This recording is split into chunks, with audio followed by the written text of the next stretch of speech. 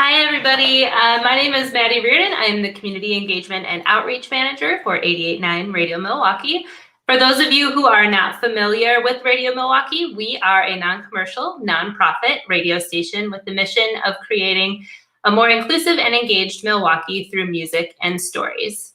In addition to our wonderful Radio Milwaukee members, we have a couple of additional supporters without whom programming and conversations like this would not be possible. So we want to thank Northwestern Mutual, Verizon, United Way's Techquity, and Carthage College for their support.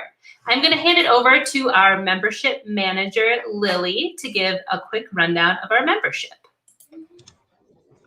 Thank you, Maddie, and hello, and thank you to everybody for joining us today. We are so excited to kick off this Diverse Disruptors Ask the Expert series. It's our second Ask the Expert series of the year. And whether you have been attending this whole time or you are a first-time guest, if you enjoy today's conversation, I want to ask you to consider becoming a member of Radio Milwaukee. Members are our largest source of funding, donations from the folks in the community who like what we do.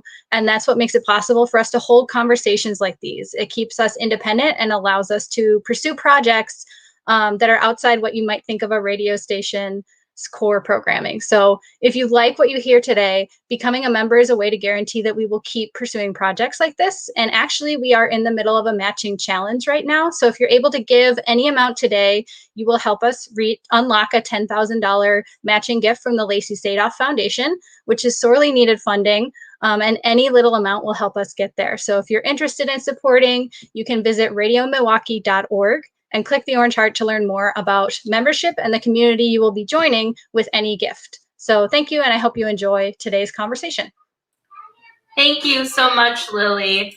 And with that, let's get to the reason that you are all here. Diverse Disruptors Ask the Experts with Radio Milwaukee's Tarik Moody and Precious Drew, co-managing director of Northwestern Mutual Black Founders Accelerator, powered by Generator.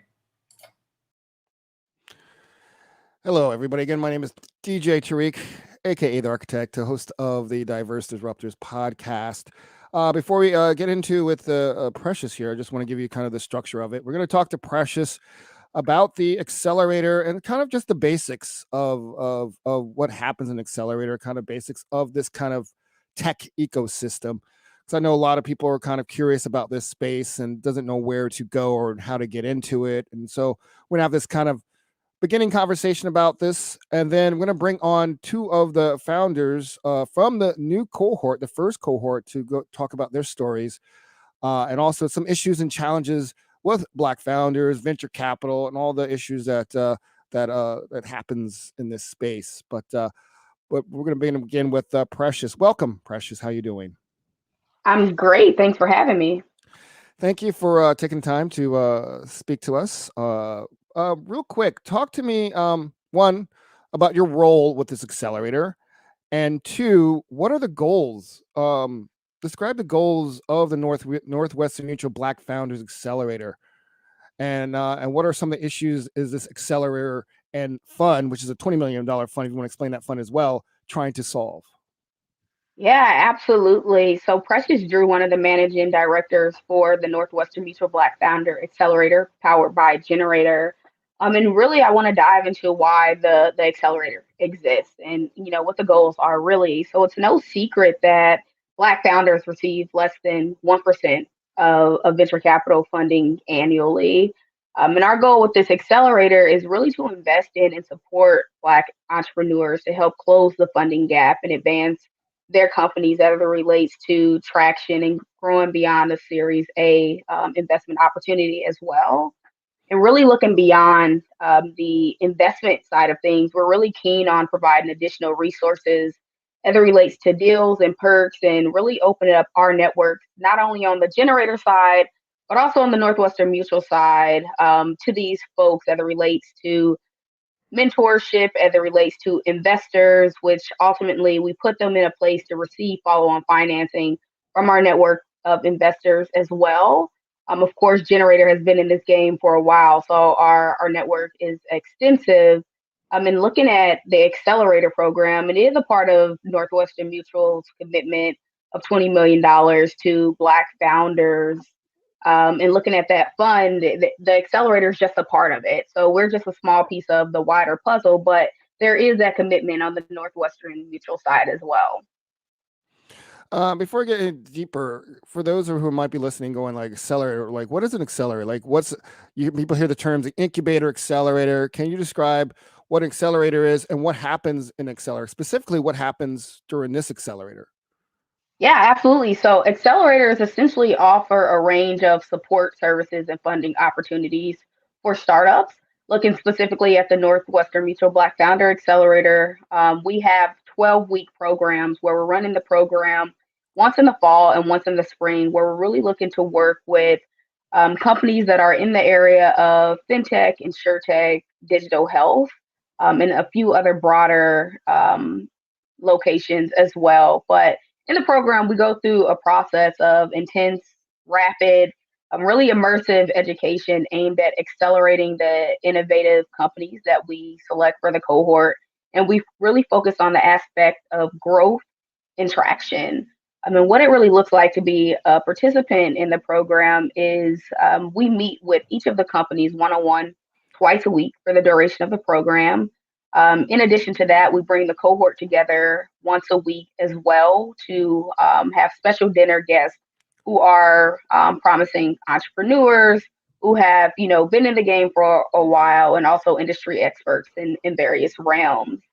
In addition to that, we focus on the mentorship aspect as well, where we're introducing the startups to 10 new mentors each week of the program. So not only are they gaining access to us as, the managing directors, Generator, and Northwestern Mutual, but they're also able to meet mentors from a wide spectrum of industries and companies as well. Then we cap off the program with an investor swarm opportunity. And that's essentially where we put the founders in front of 70 plus investors to pitch their businesses, again, with the goal of trying to help with follow-on financing. And I want to talk about because people might say entrepreneurship. Well, I have a great idea for a restaurant. Like this is not really for a restaurant. But this is tech entrepreneurship. And I've heard statements from Arlen Hamilton, certain people that getting more Black people into tech entrepreneurship can help close the kind of wealth gap. Why is tech entrepreneurship can play a role in closing the wealth gap? Why do people say tech entrepreneurship over than say, not saying other entrepreneurship doesn't help, but they focus on tech startups can really make a difference. Why is that? Yeah, absolutely. Great question. So when we say tech startups, we're really looking at startups that have high growth potential, that are scalable, typically beyond the $1 billion mark. So when you're looking at a mom and pop shop in the local community, that's great. But typically your market opportunity is limited to those who are in the community. Whereas you're looking at the tech startup solutions, the market size is bigger. And then you go beyond that $1 billion revenue opportunity as well. That's what's typically the most attractive to investors, those huge opportunities to get a payoff once they're investing in the tech-enabled startups. So absolutely, as stated, I believe tech solutions can also help close the funding gap as well. As you look at the market opportunity and the revenue opportunity, it can really change the lives of many folks. So, what do you think, as far as when I think about the wealth gap, let me think of Roblox just had an IPO, kind of a startup. They most people don't realize they hire thousands of people. They work with different other marketing agencies, which creates opportunities for other people.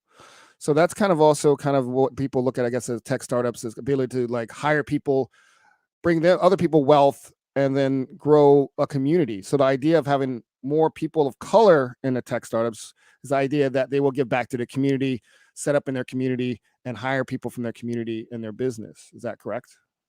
Absolutely. It's more than just, hey, we made $1 million. It is about ultimately impacting the communities in which the different companies reside in. In our startup, of course, we have a local company from Milwaukee. We also have California, we have Texas, we have North Carolina, and Washington, D.C. So a broad spectrum of geographic locations where ultimately they're not only impacting the community by bringing dollars in, but they're also impacting it by employing folks and folks and creating more job opportunities as well. So it's sort of a domino effect. And when you think about the impact that they can have specifically in Black communities, especially on the hiring front, and then you're talking about, of course, impacting the livelihoods of folks as well. And on that note, what does this accelerator and fund mean for Milwaukee? Or what can it mean Milwaukee? And should Milwaukee care about this? Like, why is it so important for Milwaukee to care about this? Yeah, absolutely. I think Milwaukee should absolutely care. One thing that we've really been focused on is the idea of partnerships. We understand that there's a lot of great things already happening local in the Milwaukee community. So this isn't a replacement to any of that. But hey, how do we create more resources to impact more folks who are local in the Milwaukee community as well? As I said, we have Chad who will be joining us soon from TipaScript, which is a local Milwaukee company who's been, making waves over the past few years with his various business initiatives, but has really stepped into the spotlight as he really gets TipaScript up and running as well for folks in need of last dollar payments for their medical expenses. So you have a founder or company like TipaScript, led by Chad, who again has great traction, has made waves in the local community, but really can use that extra boost where, again, we're providing access to this network. We're putting money behind it. Of course, people say it all the time, Black founders are over mentored and, underfunded. So being able to write checks and help with that follow-on financing after that as well is the important part. So again, looking back at how does that impact the community, once Chad specifically gets the business to a point where now he's trying to hire folks and, the money's rolling into the community and there's these job opportunities. It's really, again, a domino effect for Milwaukee in general as well. Let's stay on the topic of checks and money because that's the fun part, right? People love hearing that. So people hear the news like, like Calendly, a Black-owned founder company in Atlanta, which most people don't realize. I went to the rival high school of the founder of Calendly. Just putting out there a little trivia out there. But you hear these numbers of $40 billion valuations and again, investments, $100 million and all this stuff happening. You see all this money happening, like $50 million funds, $20 million funds. Let's do a little quick one-on-one for people to truly understand the kind of the finances of how this amount of money really means. Explain what venture capital is. People heard about like equity capital, all this type of capital. What exactly is venture capital and how does it work in the context of this fund? Yeah, absolutely. So essentially when we're talking of venture capital, it's essentially a group of LPs, angel investors, private investors that are pulling their money into one fund to actually deploy those dollars into various startups. So once a venture fund deploy dollars, the expectation is that eventually down the line, they will get return on that. A positive return on that is always, the hope, a positive return, right? So, say you're investing $1 million down the line. Hey, once you get that payoff back, you might turn that 1 million into a $3 million return for the VC as well. And one thing that, you have to think about is every investment isn't always a great investment as well. So a fund might invest in 50 companies and expect 2 to really be those huge companies that go on to make, $500 million plus returns as well, which is just the reality of the game. It's really a gamble. But, once you have a VC that's really going beyond the money portion of investing in these companies and really putting the people in place, the mentors in place, the connections and opening their network to make sure that the startups ultimately succeed, those are the type of VC dollars you absolutely want to go after. So now people heard this and understand this, and like, let's say somebody in Milwaukee, somebody in North Side or South Side, like, dude, I have an idea. Like, what do I need to do? Like, walk that person through that path, that journey. If they have an idea for a tech startup or an app or whatever it might be, what are the steps they need to do? Absolutely. So a lot of people make the mistake of thinking, hey, I have this great idea. And it may be a great idea. And now I just need someone to fund it so that I can go out and create this idea. which that's harder said than done. What VCs really want to see is traction. We want to see it actually built out. It might not be the prettiest MVP or minimum viable product, but you have something in the market that people can actually use and show that, one, people are willing to use it, and two, people are actually willing to pay for it. So once you get to that point, I think it's always best, one, to focus on building your team and getting that traction. But again, easier said than done. And I think that's where accelerator programs like this one or our local G Beta programs come into play to say, hey, you're an early stage company. You have this good initial traction. You're on the right path. Let us help you put you in a formal, really immersive opportunity to help you build this out, focus on the traction, focus on building the product, and focus on the team as well. So that once you actually go out for investment, whether it's through VCs or angel investors, you're in a better position where you're actually attractive to be an investment opportunity. And there's VCs that invest at different levels as well. You might have the VCs that are only focused on Series A and beyond, which are typically multi-million-dollar rounds. But there's also a segment of VCs that are focused on those that are early stage, those that are pre-seed or maybe have only raised a family and friends round. So it's also about sourcing the correct VC based on their investment criteria as well. And you talked about the MVP, minimum viable product, kind of a prototype. One of the issues in the Black community and other people of color in this space is, unlike other startups, mostly from white startups, they have this thing called family and friends round, or my friends call it family, friends, and fools round. But most Black people don't have family members that can give them $10,000 to build an MVP or whatever. Mm-hmm.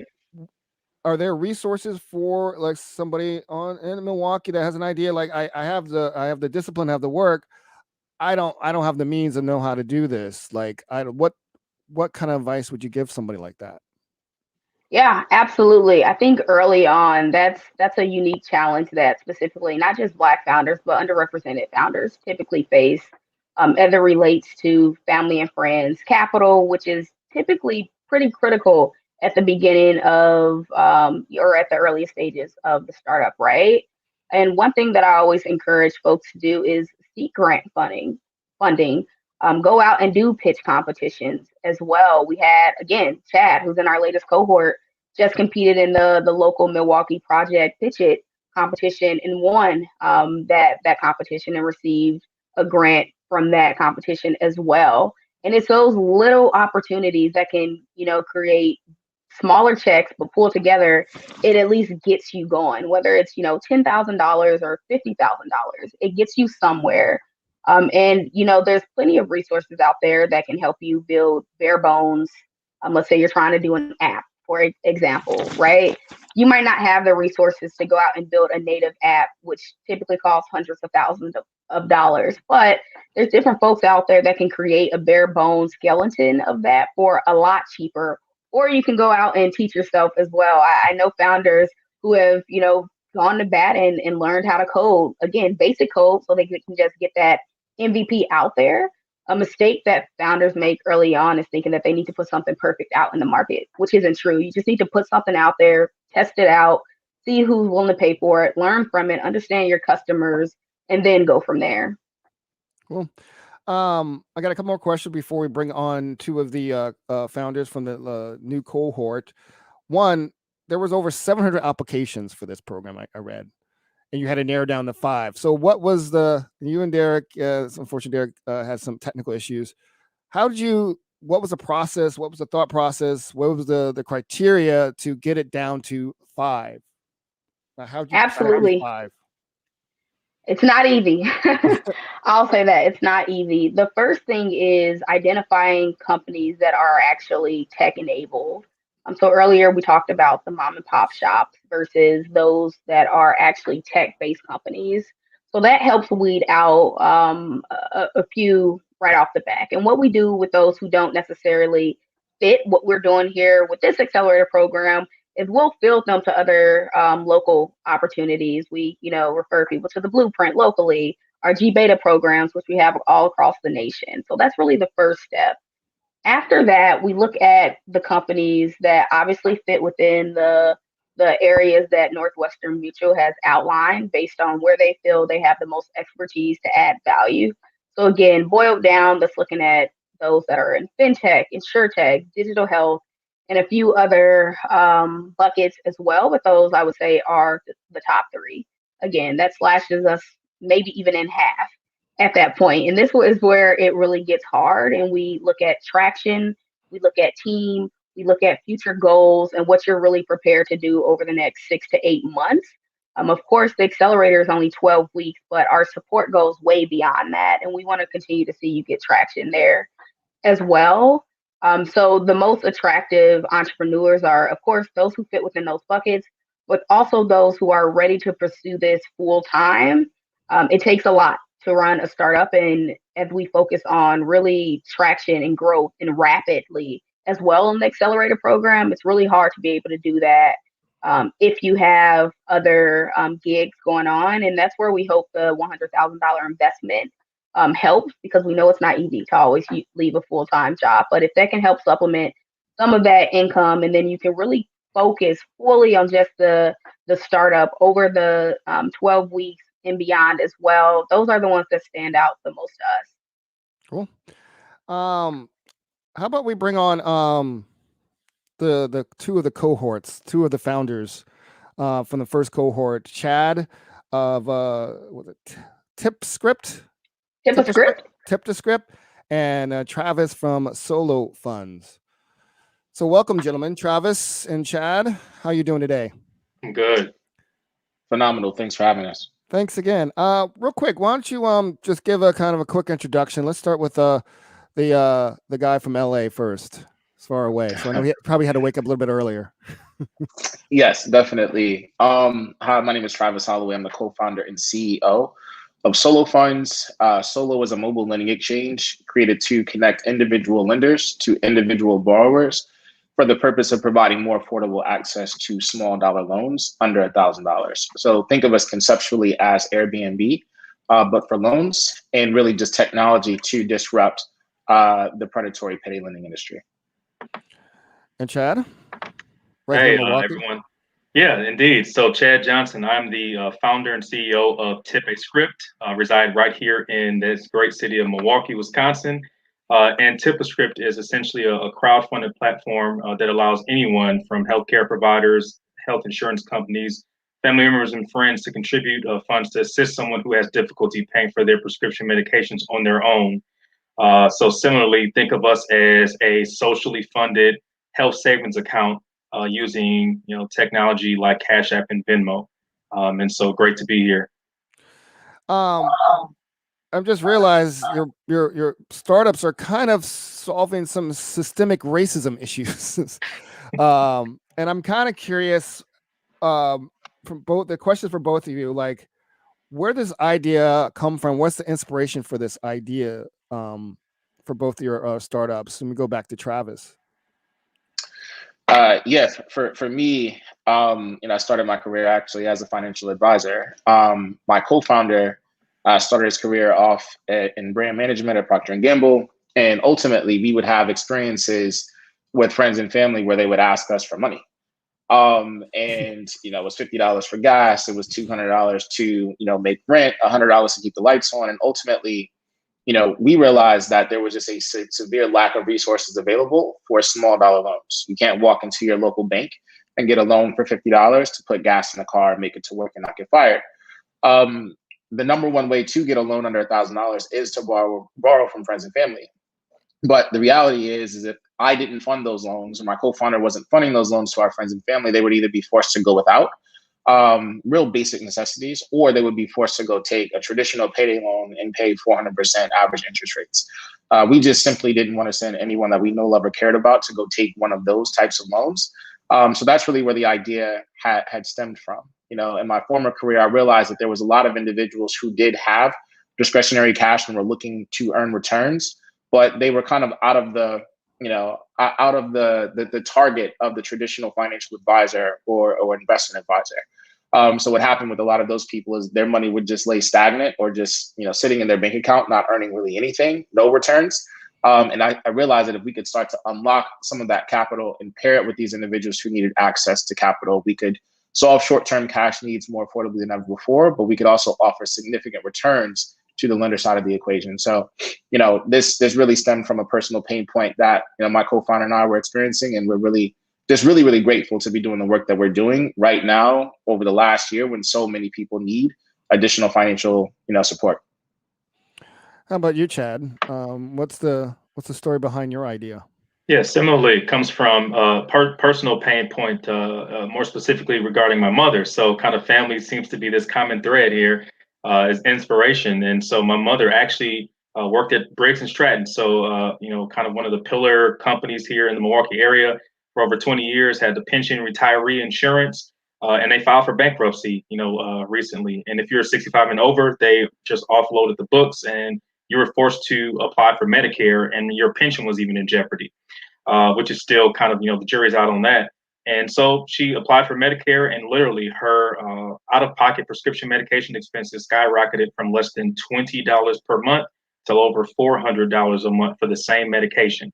And that's just not sustainable. And she's at that point where she's in what we call kind of that donut hole, where she makes too much to receive any type of assistance, but definitely doesn't make enough to really sustain paying $400 a month just for medications, in addition to her day-to-day living expenses. So, in this particular situation, she didn't fit into that category of like low income per se, but she fit into the category of the underinsured, right? Or the underfunded that's not able to really maintain, her lifestyle, considering a major increase and shift in her out-of-pocket healthcare expenses. So that was really the genesis for us to really find a solution and leverage technology where instead of sending, money on Cash App and Venmo, each month over $400 to her, I wanted to make sure that if I send that money to her, it's going to what it's intended to, and not going towards, gambling or shopping sprees or going on trips. Like, that's what you want to use your resources for, to do those things. But this should go for specifically what it's intended to, and that's how we leverage the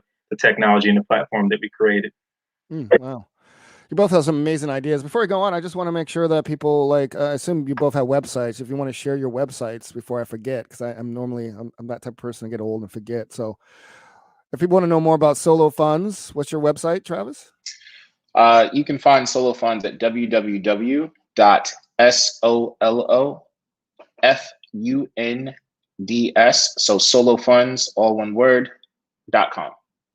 And Chad? He still said www. There you go, Trav. Well, hey, exactly. So I would assume that I cover the spectrum from 12 to 102. So I must say www. And TipaScript is spelled TIPA and SCRXIPT.com. So tipascript.com. Cool. I want to talk about, we've got two founders. One's from here, Milwaukee, and one from LA. There's a lot of talk about certain ecosystems where if they're friendlier for Black founders, brown founders, people of color founders. And I want to talk about some of the challenges you've had to overcome, if you had any challenge to get to the point where you are.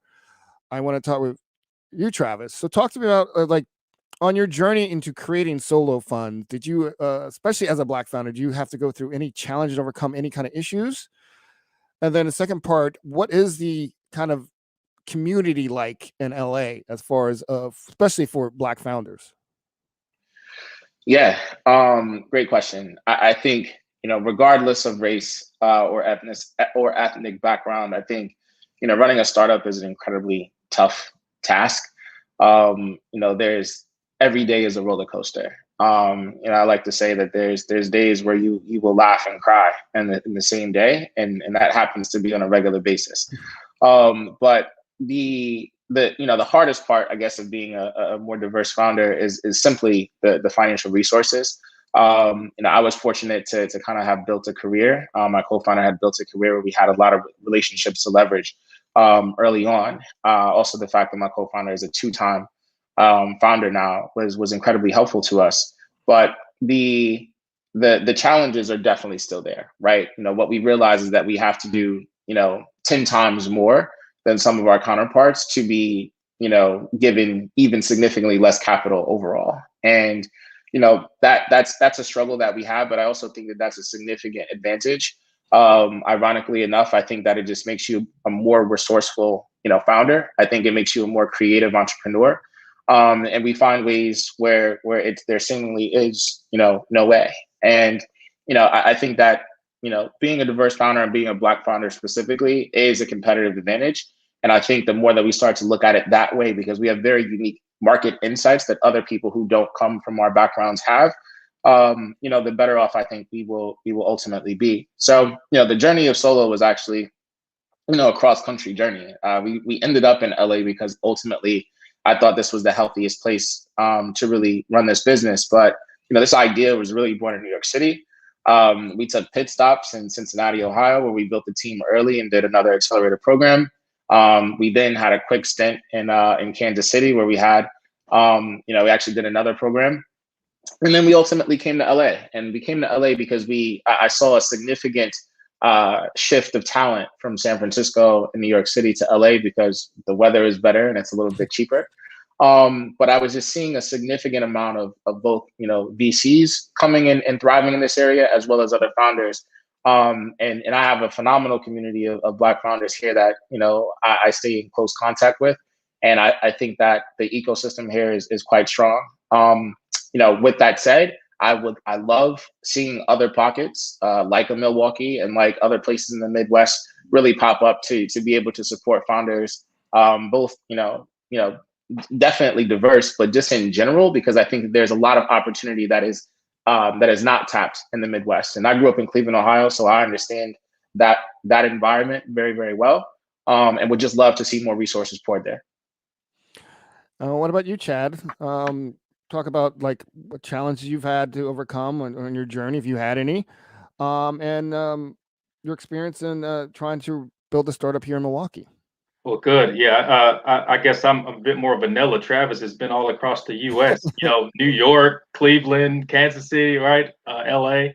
So I kind of go back. I actually remember being a part of Milwaukee Business Journal article in 2004, and it was entitled "The Brain Drain." And it was focused on, kind of that tagline across the city of looking at losing talent in certain cities, particularly for us here in Milwaukee, in certain other urban communities, but particularly in Milwaukee, you would hear people leaving here, even not tech related or investment related, but just professional career advancement, leaving here to go to an Atlanta or to a Texas or even now in North Carolina, right? Those were kind of like the typical hubs that you would hear. That's kind of really been the narrative for quite some time. And so I remember I quoted in the article where they said, well, what do you think of Milwaukee? I said, well, at that time in 2004, I said, well, Milwaukee is very segregated, very conservative and behind on innovation, yet I still see opportunity here, right? And that was, well over 16, 17 years ago. Fast forward to where we are now, I've been very blessed and fortunate from a timing standpoint to be able to really bring this to market at this time. I think technology has been the great equalizer to make location somewhat agnostic, right, as far as access. And so unlike Travis, I've been able to sit right here in Milwaukee in my home office and do pitch competitions across the country, no matter where they were located, right? So I've been blessed and fortunate to be able to leverage it that way. And I think that in and of itself is a testament to, really the accessibility that technology provides, but you have to be aware of it, right? You have to be educated. And so I think how our ecosystem is in Milwaukee, yet again, I was fortunate to go through the Blueprint Accelerator. I'm a previous business owner, been a part of an S Corp and exited that in 2013. I've been a training consultant for Johnson Controls, Molson Coors, and Fiserv. I worked for 10 years at Advocate Aurora Healthcare and HR org development. So I've kind of established networks in my professional career, and even got introduced to American Family Insurance Institute of Social Impact and even Generator through my Social Impact coffee brand. But none of that had anything to do with tech, right? And so I had to start from scratch, which was the benefit of being a part of an accelerator such as the Blueprint that got funding from Wisconsin Economic Development Corp to take us through one idea validation to say, let's take your idea through the gauntlet and determine if it's sustainable. Is it an investable idea or if it's just a hobby, right? And then after you go through the idea validation, then I was able to come back and go through market validation to say, well, now let's take something that was validated as sustainable and figure out how to take it to market, and will people be interested in paying for it? And that got me into pitch competitions like Summerfest Tech Pitch Competition. That gave me some visibility and gave me access to meet, folks across the nation, which was great exposure for me. And then it introduced me to people in the tech space to really help me fill the gaps that I just did not have the skill set to do. I had the idea, the vision, but I needed hands around me to really kind of bring it to fruition. And then that leads us up to the Northwestern Mutual Black Founder Accelerator. So our ecosystem right now, the timing now versus 2004, there's a lot more intentionality. I mean, so you've got the Blueprint, you've got groups like Milky Way Tech Hub and Nadia Johnson seeking to create the narrative that Milwaukee is a tech hub for, Black tech founders, and just the ecosystem for, folks that don't want to be a founder, they just want to work and navigate in this ecosystem. You've got the MKE Tech Hub. And then, of course, you've got other, organizations like 4M, right, where there's a lot of incubators and accelerators that are seeking to provide opportunities to really at least get people into the tech space. I think lastly, what I'd say is I started my career in healthcare, and I think for us is really kind of that refashioning in our thinking. When I was in healthcare and was trying to really develop pipeline programs to help people understand the vast career opportunities in healthcare, people thought you had to be a nurse or a doctor or direct patient care to work in healthcare. But the reality is healthcare is a business. So you could be an accountant, right, and work in healthcare, right? You can be a business finance, HR, IT, and work in healthcare. And so I think similarly, that type of education is necessary when we talk about tech, creating wealth in our community. Most people say, oh, I'm not good with computers, so I can't work in tech.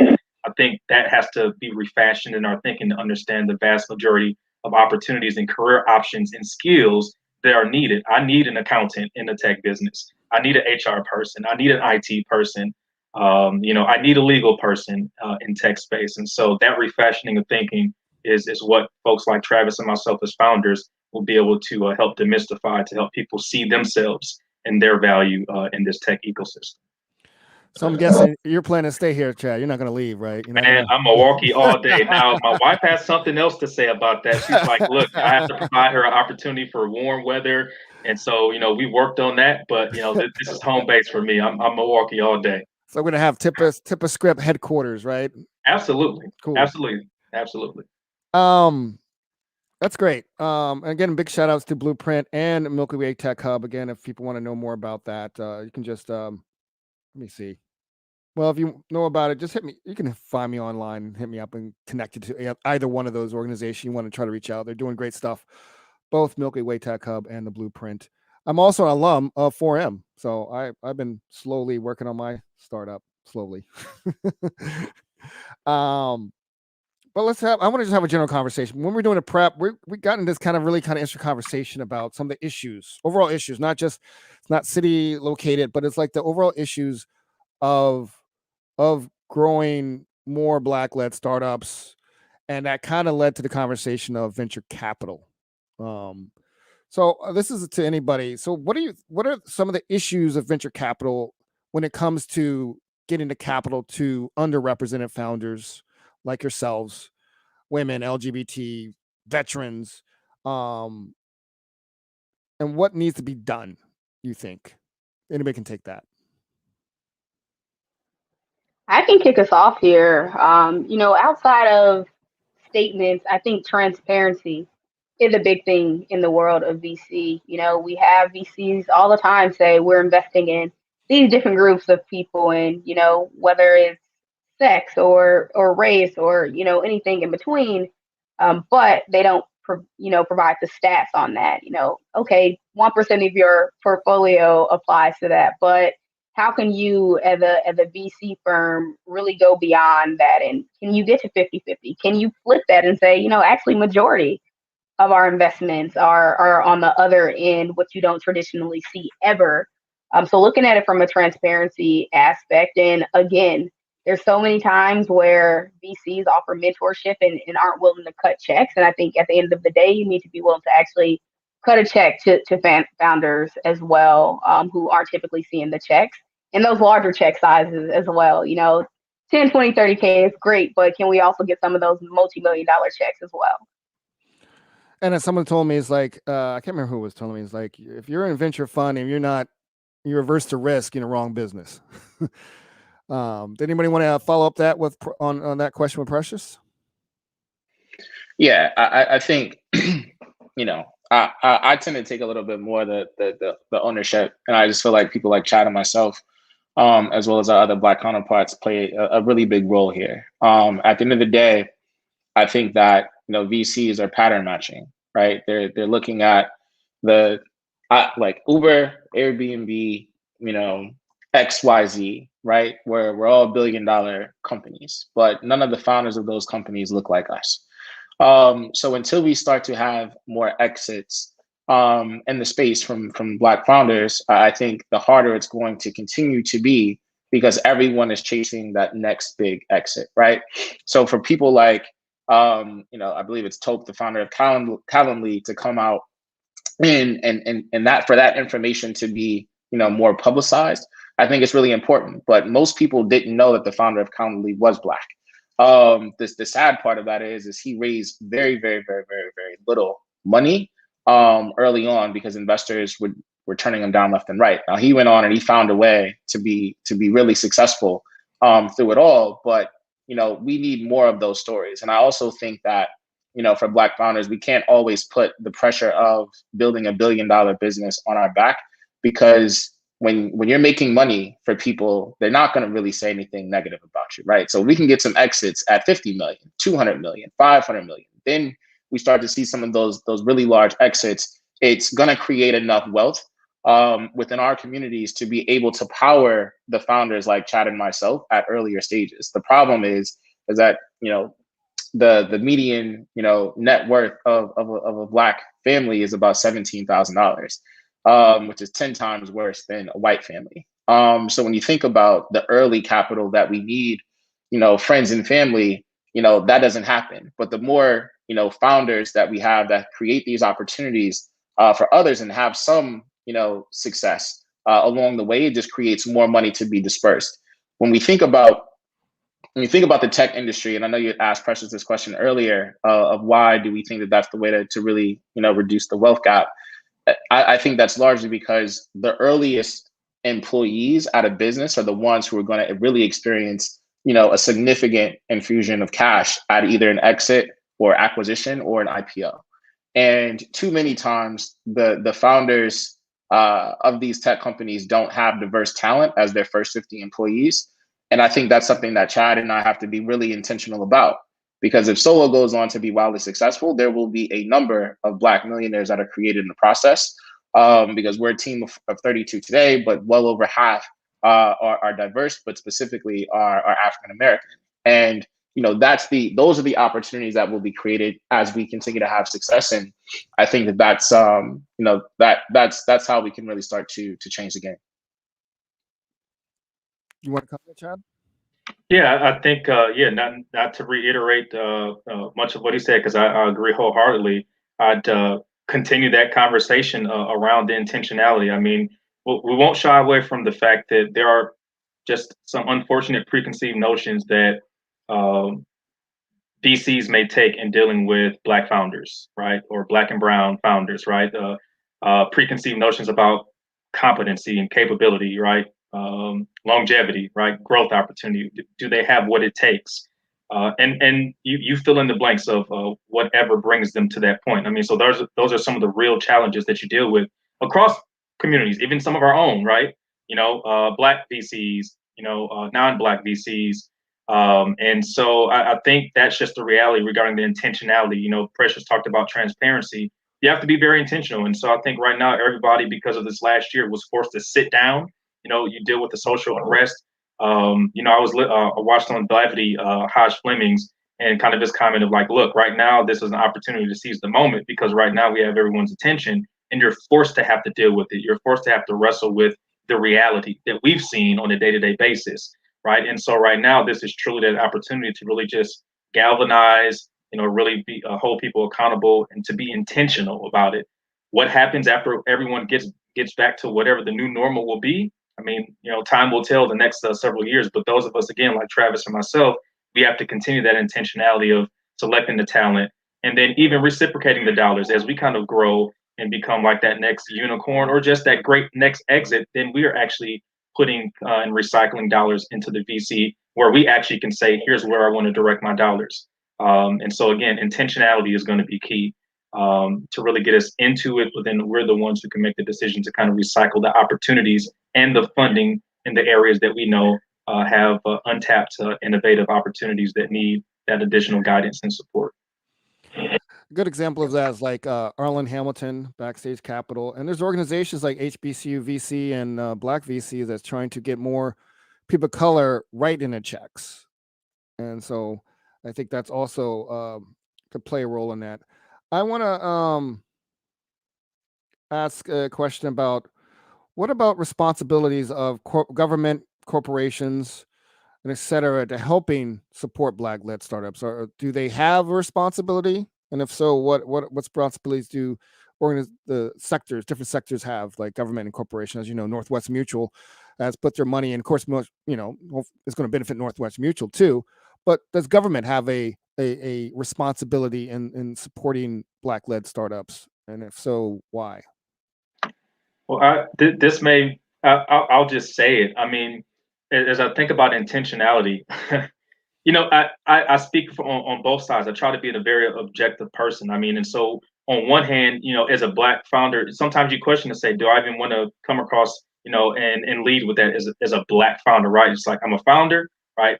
I'm a Black male, right? I'm a husband, I'm a father, live in this community, desire to stay in this community.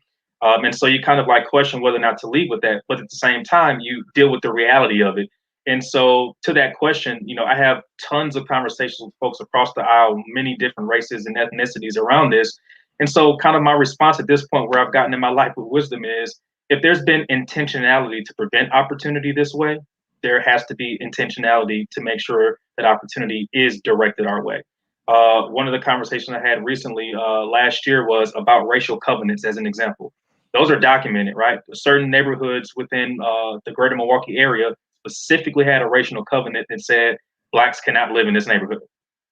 Okay, so if you can specifically on a governmental document, right, in the bylaws of a particular community and say African Americans cannot stay in this community, right, you made the decision to allow that to happen at some point in time.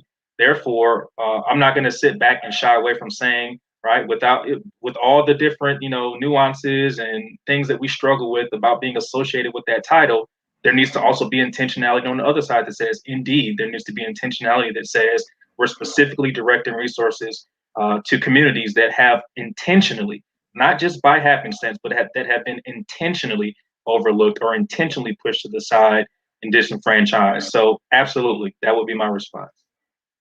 Precious, Travis? Yeah, I agree with everything Chad said, but I also think that it would just be irresponsible not to. At the end of the day, there's a tanning of America that's happening inevitably. So eventually the majority of this country is going to be majority minority. But in addition to that, government moves very, very slow. A lot of big corporations move extremely slow.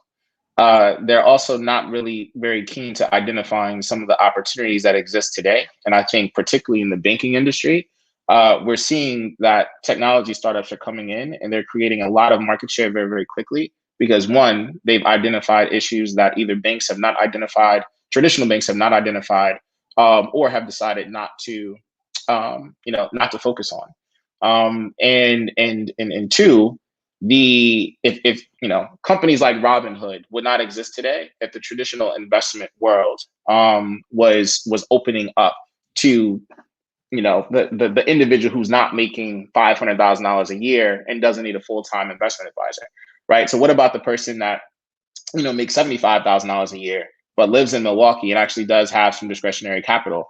What about that person? And I think, that's why people are using Robinhood the way that they have been, over the last year. And we're seeing this significant rise of fintechs just in general, because there's some very, very key insights that I think have been identified and are now being taken advantage of. So with that said, traditional banks and traditional financial institutions are going to find themselves in a rock and a hard place of either, working alongside these startups or acquiring these startups in order to be able to capture this market, or they're going to completely phase themselves out. And what I was speaking to earlier about being Black as a competitive advantage, there are just certain opportunities that we see because we have different pain points. And unless they start to work with founders like us, they will never be aware of those pain points and identify those opportunities until it's too late. And then they'll be having to compete with, or organization, a company, or founders who have a significant head start, on them. So I just think that it would be much more responsible to work with us versus, be against us. And I'll just cap that off by saying that, of course, diversity fosters innovation, and the studies continuously show the positive impact that diversity has on the economy and the bottom line of corporations and startups across the board.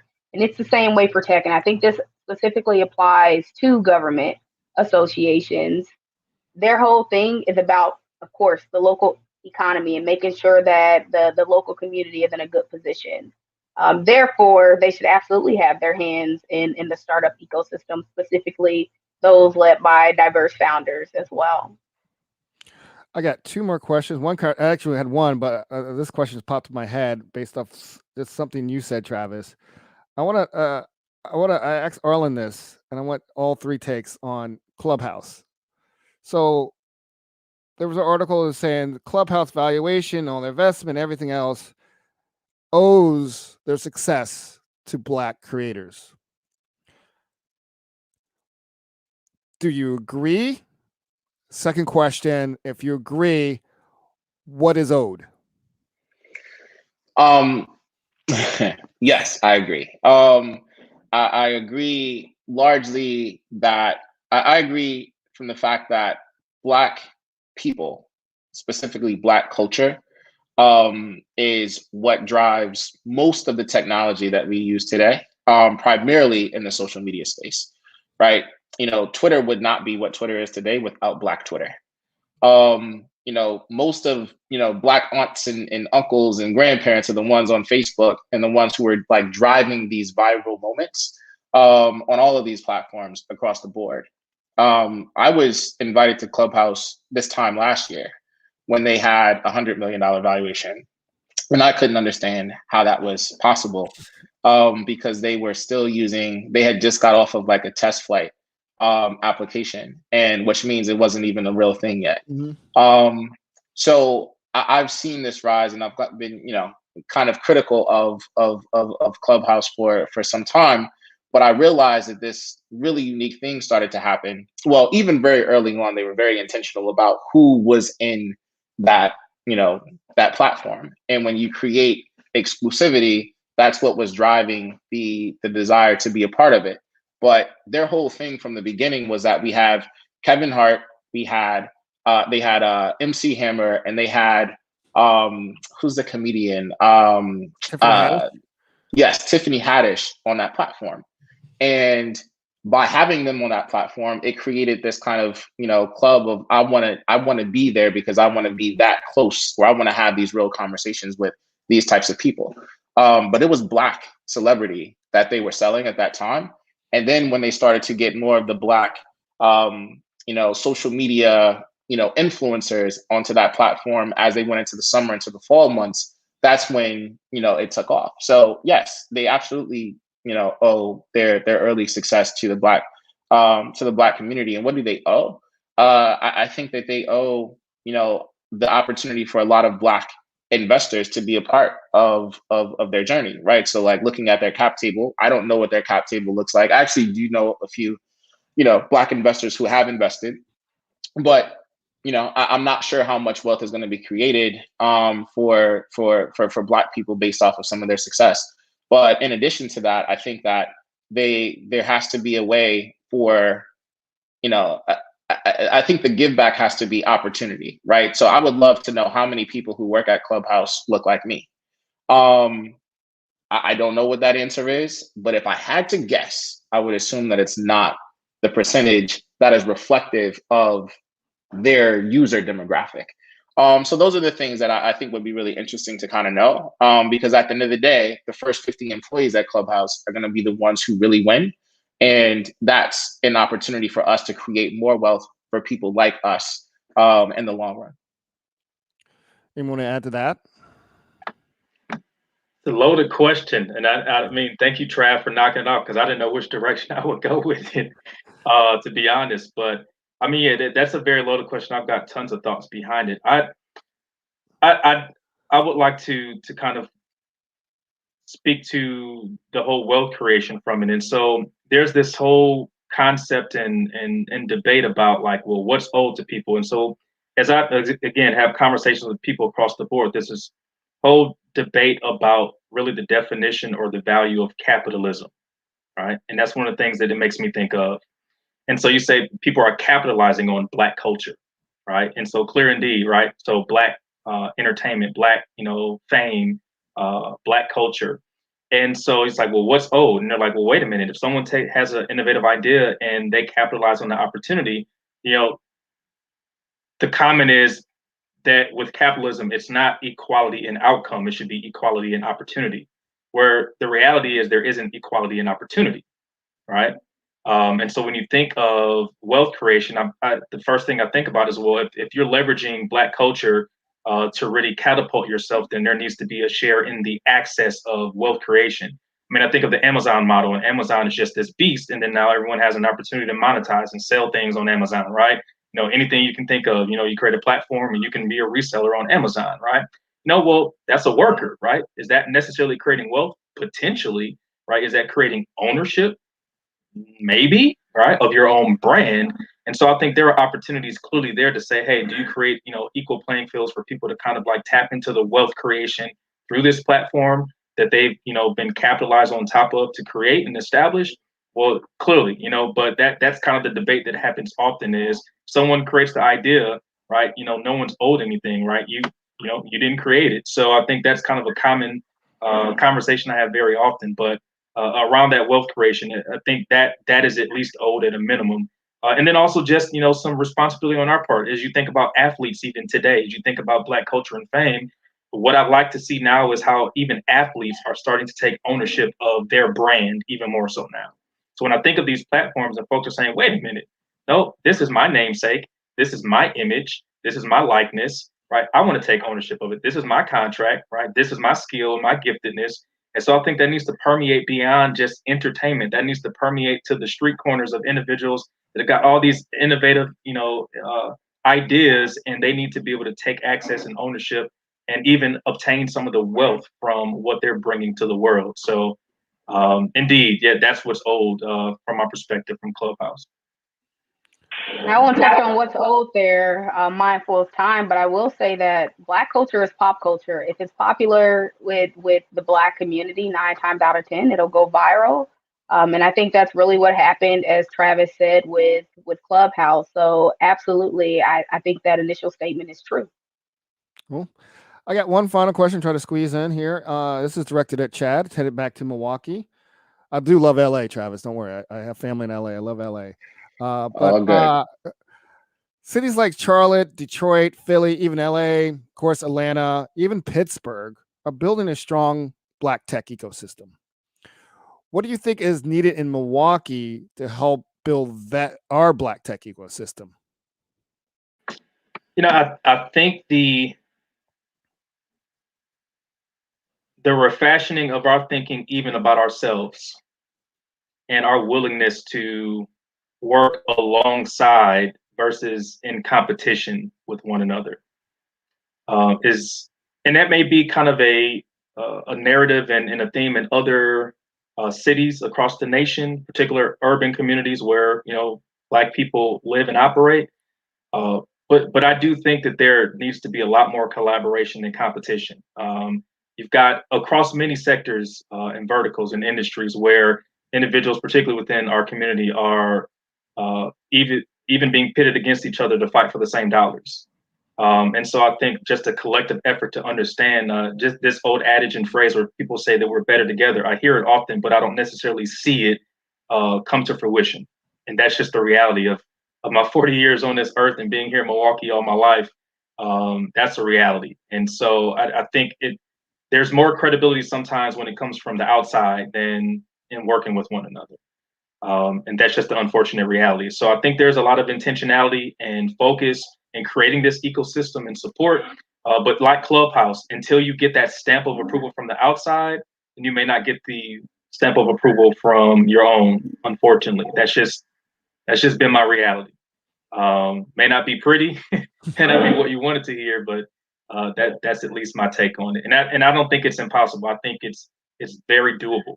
I think it's well within our reach. So I'm not going to be a pessimist in that regard. Oh, it's absolutely capable of happening right here in Milwaukee. There's some great stuff happening here in this city. So many great, like, innovative ideas and energy and support.